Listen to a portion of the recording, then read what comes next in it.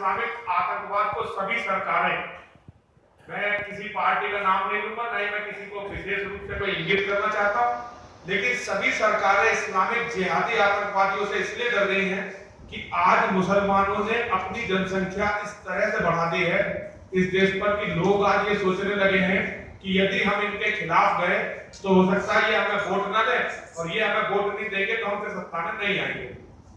और राजनीति की तो देखिए मजबूरी है।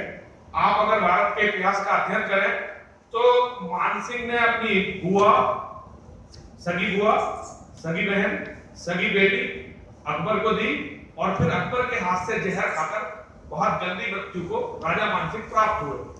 तो ये भारत की एक आत्मघाती परंपरा है कि नेताओं से बहुत ज्यादा आशाएं कम से कम हम संत समाज के लोग तो नहीं करते। तो अब हम कुंभ में आए हुए हैं। कुंभ में हम लोग एक आयोजन कर रहे हैं। आयोजन का नाम है हिंदू संसद। ये चौथी हिंदू संसद है, और हिंदू संसद का जो दो मुद्दे बहुत मुख्य हैं। एक मुद्दा तो यह है कि भारत के अंदर एक कठोरतम जनसंख्या नियंत्रण कानून बने। कठोरतम जनसंख्या नियंत्रण कानून कि भारत का रहने वाला कोई भी नागरिक, चाहे वो किसी धर्म का हो, किसी संप्रदाय का हो, किसी जाति का हो, किसी वर्ग का हो, वो इस देश में 2 से ज्यादा बच्चे पैदा न कर सके। ऐसा कठोरतम कानून होना चाहिए। इतना कठोर होना चाहिए कि कोई भी उसका उल्लंघन न कर सके। और अगर ये कानून जब तक नहीं बनता तब तक हम संत समाज के लोग हर जगह जाके हिंदुओं से ये अपील कर रहे हैं कि इस देश में हिंदू अपनी जनसंख्या तब तक न घटने दें। देखिए, अगर एक बार जनसंख्या घट गई हिंदुओं की, एक बहुत बड़े वैज्ञानिक आधार पर पूरी दुनिया मानती है, एक सर्वे हुआ है, वो सर्वे ये कहता है कि 20 साल के अंदर, ये सर्वे मेरे शिष्यों ने किया है और मेरे सभी शिष्य जिन्होंने ये सर्वे किया है वो रिटायर्ड पुलिस के अधिकारी या आईएएस अधिकारी, आईएएस या आईपीएस अधिकारी, उन्होंने ये सर्वे करके मुझे ये बताया है, बहुत वैज्ञानिक ये रिपोर्ट है कि केवल 20 साल के अंदर भारतवर्ष का अस्तित्व बिखर जाएगा, ये देश समाप्त हो जाएगा। ये देश, इसका हालत वही होगी जो आज पाकिस्तान की है, जो अफगानिस्तान की है, जो सीरिया की है, जो इराक की है, जो मिस्र की है, जो लेबनान की है, अर्थात हर उस देश की है जहां मुस्लिम बाहुल्य क्षेत्र है।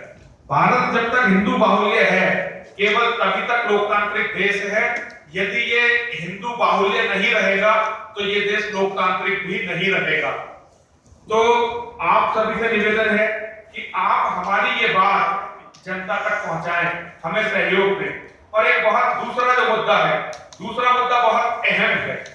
आप लोगों ने अभी पढ़ा होगा, बहुत सारे मुस्लिम आतंकवादी सबूतों के अभाव में छोड़े जा रहे हैं।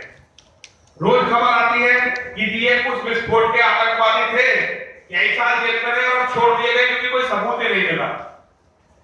लेकिन जो हिंदू हैं, निर्दोष हैं, जिनके खिलाफ सरकारें चार्जशीट तक फ्रेम नहीं कर पाई, वो लोग जेल में पड़े हुए हैं। जिनमें सबसे पहला नाम है साध्वी प्रज्ञा जी का, स्वामी असीमानंद जी का।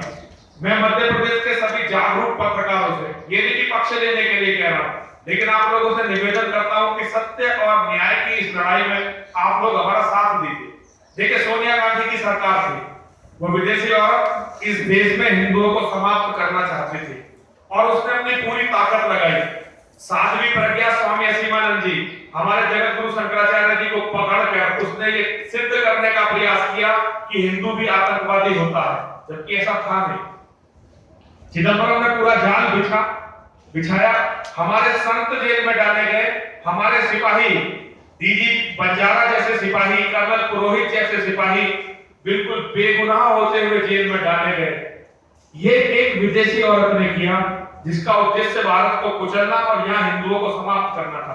लेकिन आज हमारी अपनी सरकार, लेकिन मुस्लिम वोट बैंक का इतना प्रभाव है कि हिंदुओं को न्याय मिलना दिन प्रतिदिन मुश्किल होता जा रहा है।